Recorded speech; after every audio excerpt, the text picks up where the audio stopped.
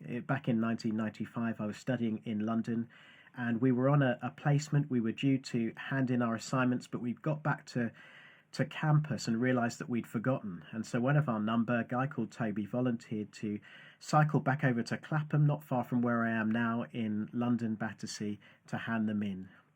Now, tragically, on the way back from handing those in, the handlebars on his bicycle loosened. He lost control and he was hit by an oncoming lorry and killed. And so a few days later, a whole medical school, completely rocked by this tragedy, headed up to his funeral. It was standing room only. We were in side rooms with screens. There were so many people there, and I didn't know what to think or what to do. But I remember finding his father after that service.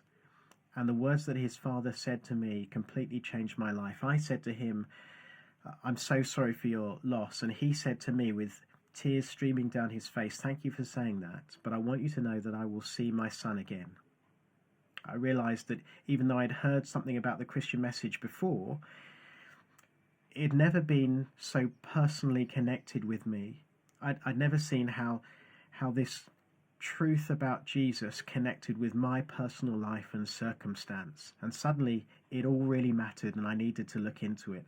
I pursued and looked into the evidence for the resurrection, and I guess as a scientist that was important to me to see that it took more faith to believe that these things were made up than to understand that the truths of the scripture happened as they are presented. But it was, I guess, when someone took me aside and began to read John's Gospel with me that things began to become even clearer.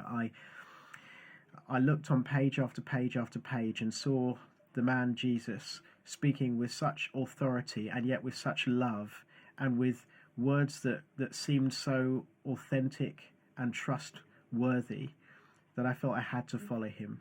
And that was the start of an adventure that's still ongoing. It's had its ups and its downs, but each time I've come together with God's people in church, it's been as if I've been both exposed and convicted in a way that I hadn't experienced before, which can be scary at first, but also left with a deep sense of hope and security.